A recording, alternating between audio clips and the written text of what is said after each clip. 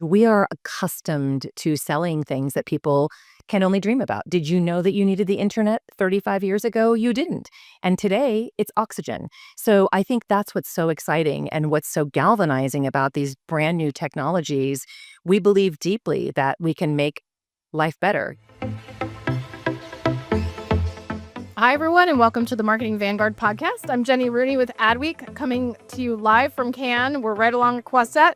We're dealing with the heat, but that's okay. It makes for something, quite a conversation starter. But I'm thrilled to be joined by Emily Ketchen. Emily, welcome. Thank you so much, Jenny. It's great to be here with you again. And it is definitely toasty in Cannes this week. Listen, every year is a little bit different. I think this is the hottest that I've experienced. Same. I'm right there with you. How many years have you been coming? This is my third year in a row. Okay. So it's been really, really great, but very warm this week. Yes. Testing our endurance. I know, that's true. Emily, you're at Lenovo. I want you to start by sharing with everybody your title, because I do think not only is it a mouthful, but it's actually an interesting reflection of the work that you do. And I want to start there. Sure. So I am the Chief Marketing Officer for our Intelligent Devices group within Lenovo. It's our largest division, and it encompasses all of our products on the PC side with services and solutions for consumers, for gamers, and for businesses, and then also our Motorola business. Okay. And that's interesting. That's the interesting part. So talk about how the Motorola business falls under you as well. Like, how do you sort of think about them are they bifurcated? Are they very sort of part and parcel of your focus, or how are you thinking about that? Yeah, I mean, I think they're very much a part of our focus. We have spent quite a bit of time just working together as brands. Motorola is, as you know, a very, very well-known brand and have had a number of different innovations. In fact, we just relaunched in April our very iconic Razor with extraordinary, surround accessories and all kinds of different things. And so we see that as very much a part of the brands that Lenovo is a part of, right? So we see them as an incredibly important part of our portfolio. It's what takes us from the pocket to the cloud. It is part of what brings smarter technology to all. We can have an ecosystem of devices together. So it really differentiates us, I think, in terms of the competition, Jenny, which is what makes it so exciting. So Intelligent Devices division, meanwhile, Lenovo is a multifaceted company. Yes. So other areas of Lenovo for people who don't know. Other areas of Lenovo would be our services and solutions group. And so they're very focused on services and solutions for all of our customers. I would say primarily on the B2B side, as organizations are leaning more into that motion of what services and solutions can you bring to bear. And then we have an incredible infrastructure business. So that business is focused on servers and solution and, all kinds of cloud services and things like that. So I think that's another important part of our portfolio. And it really allows us, again, to go from the consumer all the way through to businesses, enterprises, small and medium businesses. And it allows us to really offer surround sound services and solutions and products, hardware, to all of our customers. I got to ask this question. You are seeing things in a unique lens, you know what I mean? And I have to think that the data or the research or the perspective that you bring, not just almost, but it positions you as a thought leader, right? In terms of like trend tracking, Lenovo is seeing it from all the different angles.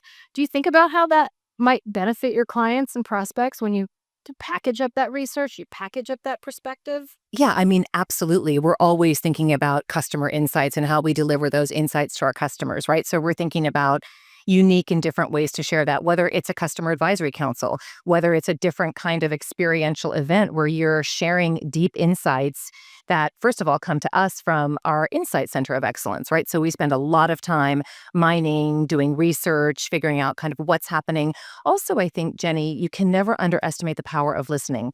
What are customers facing today? What are they trying to do for their organizations? And if they can focus on what they do as a business and we can help them with the technology, it makes it much more seamless and much easier for them. So I think that's an important part of what we do and how we add value to our customers worldwide. Yeah, no, I love that.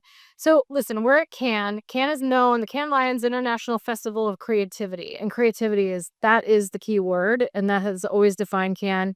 Obviously, it started as an awards, a week celebrating agency creative, right? Ad campaigns. I mean, historically, that was the focus. And obviously, this festival has expanded so dramatically since then in the many decades that it's existed.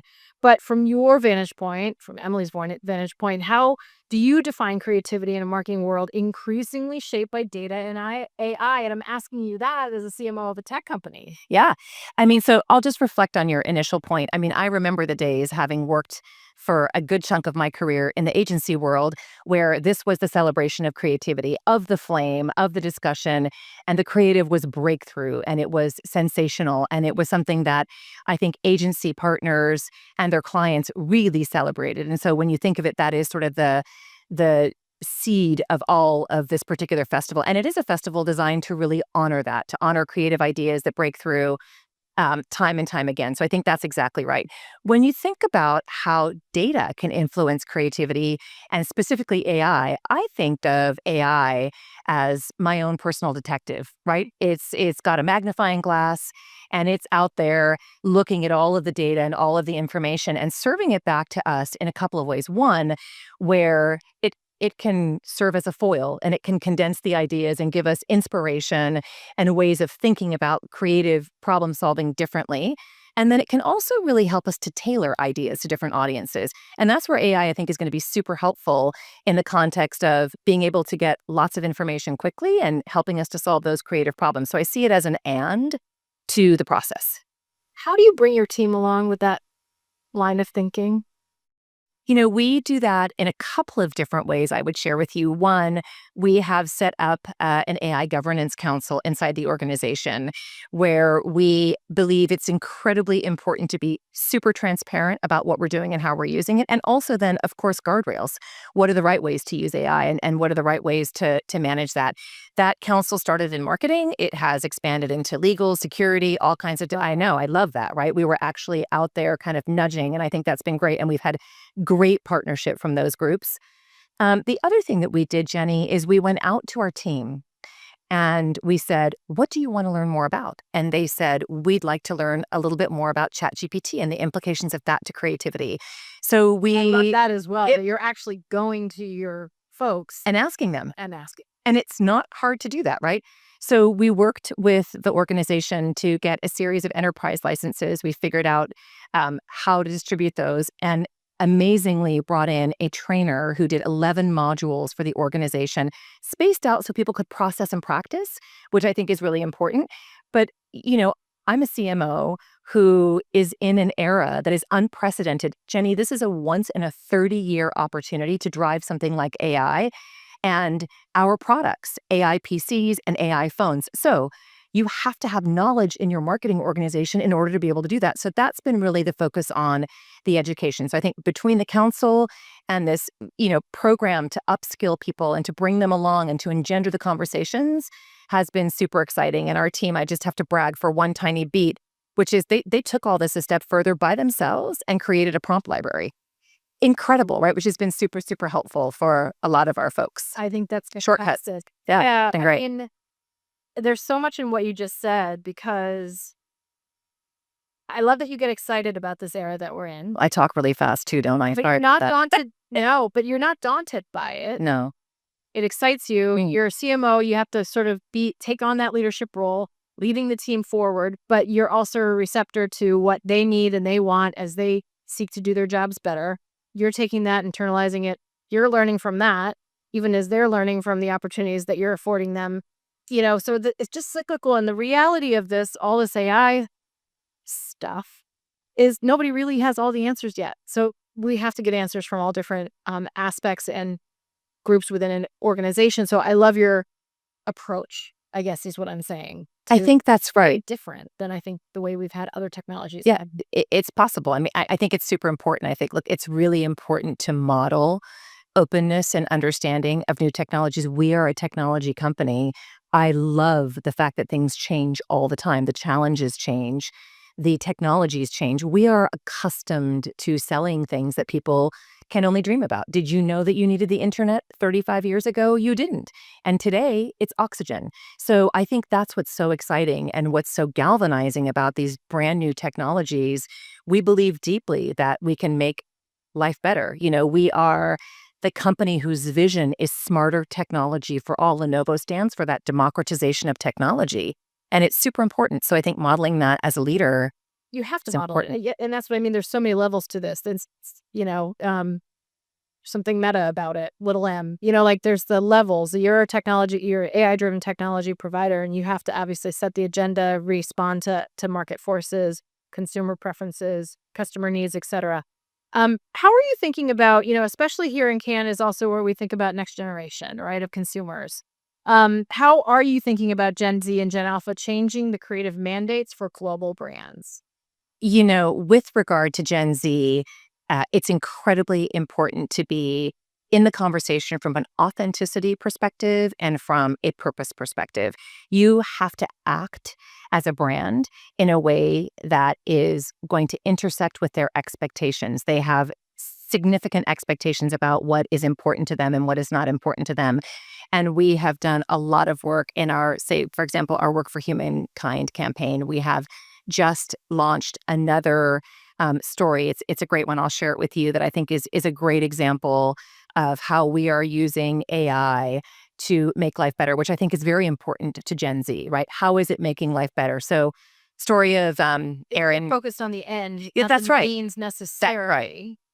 That's right. And we'll come to Alpha in just a second. But I think with regards to that, there's a wonderful story about a woman named Erin Taylor who has ALS and who lost her voice. And so we work together with our technologists and our AI organizations to work with her family to bring her voice back. And she was able to say, I love you to her family members. That's meaningful. That's being a part of the conversation that uses AI for good and shows use cases of how that can be used to make the world a better place. That matters to Gen Z, making the world a better place. It's a significant unifier for them. So I think that's a great example.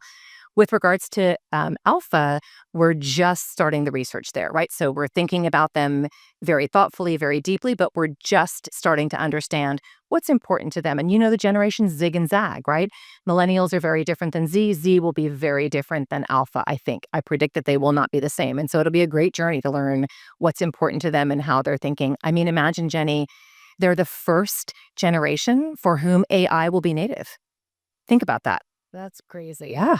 That's crazy. I know. Well, my kids are 18 and 16, so I think that puts them on They're still Z. they're still Z? Yes, the alphas are about 13 or 14 today. And the betas, people will be born in 2025. The betas are 6 months old. Is that crazy? That's crazy. I know. Yeah. Yeah. That's a little mind-blowing. What are you hearing? You've been here actually since Friday, so you've actually had the benefit of kinda hearing and listening to the conversations that are being had here in Cannes this week. What do you feel like is bubbling up as sort of the headline of Cannes? And by the way, it's only Wednesday, so we still have a few days left, a couple days left. We do. But, you know, uh, either through the lens of a specifically AI conversation or more broadly, some of the conversations around creativity, purpose, um, a lot's going on in the world right now. Yes. What are you hearing? What have you been paying attention to? I would say there's sort of 3 areas that have bubbled up for me just in the conversations that I've been having this week. The first one, clearly AI. And I would say it's taking a bit of a different shape than just the relationship between AI and creativity, which I think is what we expect at the festival creativity. So that's been very interesting. The role of it in the world, in products, in how it's shaping the way that people work and the way that people define new eras for how work will look and how that will come together. So that's one. Another one that's been very interesting is data and the role of data and what is that starting to look like and what is going to happen to data as things become a little bit more influenced by AI, let's say, for example. But again, data, I would say, is a pillar right on that one. And then the other thing that we're hearing an awful lot about is search.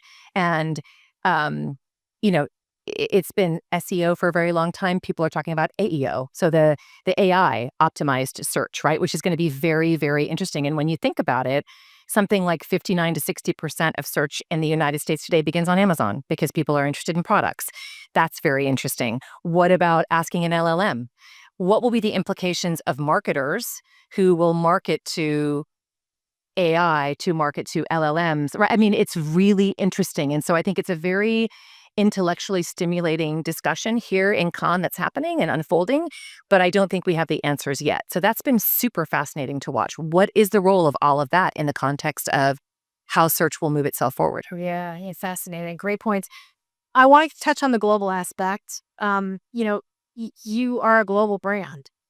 And here, this is a global festival. And I think we forget that there's a huge presence of US brands and US marketers, Europe and beyond. Um, but this is one of those few places where the industry can get together and actually really directly have conversation with folks from other countries and other regions and how they're thinking about marketing. How are you thinking about the challenge and opportunity of building a global brand in this day and age as opposed to, 20 years, 15, 20 years ago? Um, what's the same? What's different? Yeah. First of all, I'd say you're exactly right. I think this is the most geographically diverse con there has ever been. I heard that statistic this morning in one of the meetings that I was in. So I'm with you all the way. Lenovo is in 180 markets around the world. So we have to be able to create something at the global level and bring it to life locally. So, Jenny, we have a program called Global Might, Local Fight. And the way that comes together is the ideas are generated in a global frame with our marketing leaders that are, CMOs from around the world that lead their geos, and they help us to create those creative ideas, those messages, whether they're digital, whatever they may be, and then we take them into the local markets and we see what needs to change. I'm a big believer in transcreation. That's very different than translation. Certainly you can translate when it's offers and tactics, but they're very different, right? The actual I love that. The difference between transcreation and translation. Yeah, That's very different, right? And so the transcreation keeps the integrity of the idea alive. Translation might just put it in a different language, and that might fall flat. You might actually offend somebody. So I think the question is a really good one because it's super important as a brand to be able to communicate in a way that your customers can hear you and want to understand more about your products and services, which, by the way, Jenny, is what a great marketer does. I don't see myself as a marketer. I'm a chief growth officer. If I'm not growing the business and selling our products, there's a problem. for sure.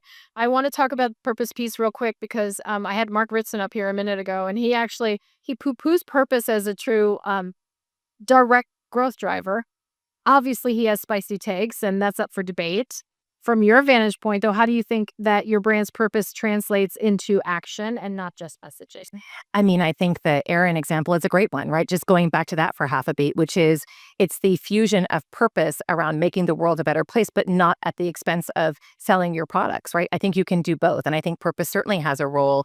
If you're looking to work with Gen Zs, they see beyond commerce, right? Things matter to them. And certainly that's a very important place for marketers to be a part of that conversation. So I think you can actually do both. And it's interesting because it's one of the four themes, as you know, here at Con this year, which is performance versus purpose. It's really an interesting dialogue that's been happening. Last quick question. You talk a lot about, I have to think that as a CMO, you come here to give as much as to get.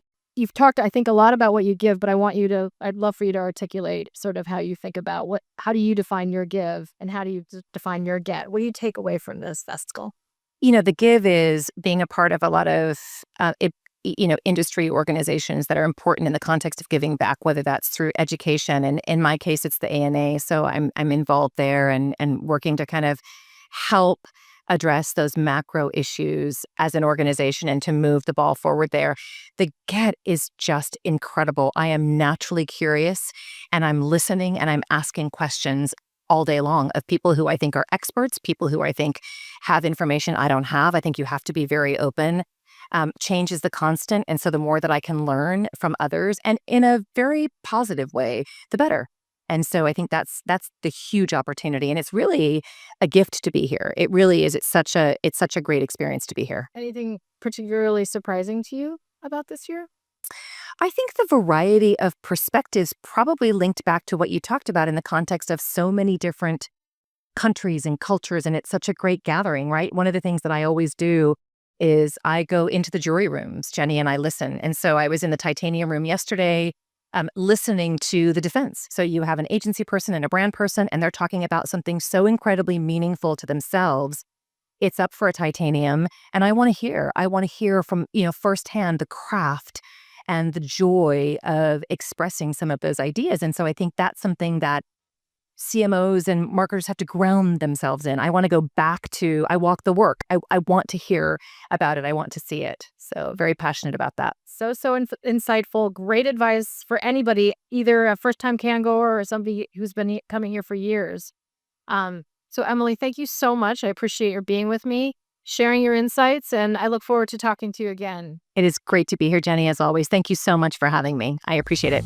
Thank you for listening to Marketing Vanguard, part of the Adweek Podcast Network and Acast Creator Network. You can listen and subscribe to all of Adweek's podcasts by visiting adweek.com/podcasts. Stay updated on all things Adweek Podcast Network by following us on Twitter @Adweek Podcasts. And if you have a question or suggestion for the show, send us an email at podcast@adweek.com. Thanks for listening.